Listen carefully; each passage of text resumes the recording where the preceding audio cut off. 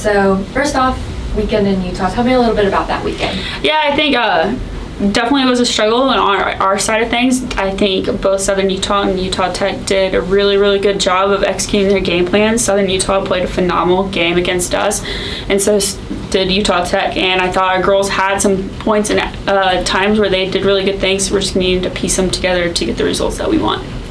Who were some girls who kind of stood out to you this weekend who did play well and kind of helped the team this week?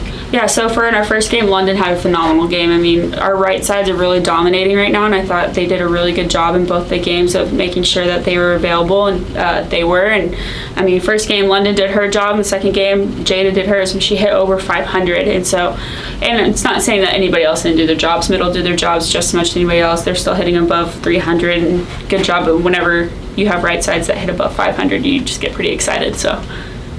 So what kind of lessons or things do you really want your players to take with them into their next couple games as you guys head to, I believe, California?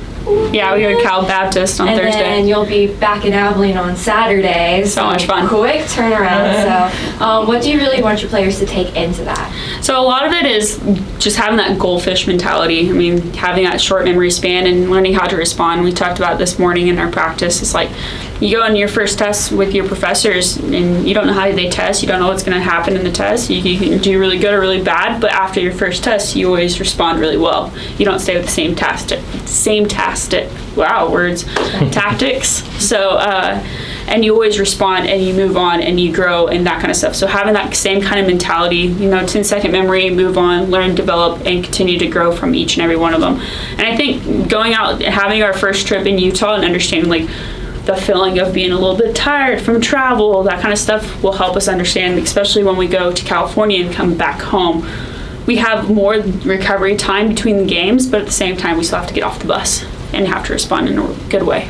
And then you guys also had a little bit of fun in Utah while y'all were out there, so tell me a little bit about that. Yeah, so we went out to Zion and we went and hiked on a scout lookout, and I mean, it was a really beautiful, it's like surreal, guys. If you ever want to go to Zion, definitely go, but it's like, it was just taking in perspective like what God has created for us and understanding like we're not deserving of it. And big things for us in the hike, it's so hard going up, and you don't realize until when you get up there, like I did that, I accomplished that, and it's that feeling of accomplishment. The whole trek is so hard.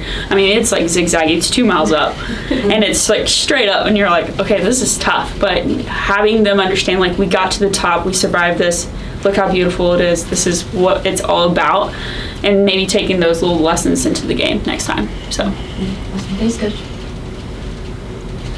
Coach, just looking back, we talked about this upcoming weekend. Given your experience and perspective as a player, I'm curious just if you could expound on really the toll it does take on not just physically but mentally to play a game in California and then 2 days later come right back home and play again.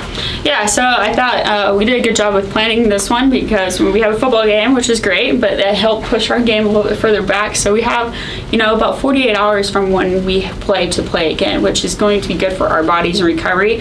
Travel always stinks, but at the same time, we get to sleep in our own bed. And I think anytime you get to sleep in your own bed and actually have that before a game is phenomenal because it's like your body just reset. But yeah, it's tough. It's not easy, but that's just the way this conference is. We can't say we're the only ones doing it. So it's how we respond well to it. And I think having that 48-hour period between each game is going to help us a lot recovering wise.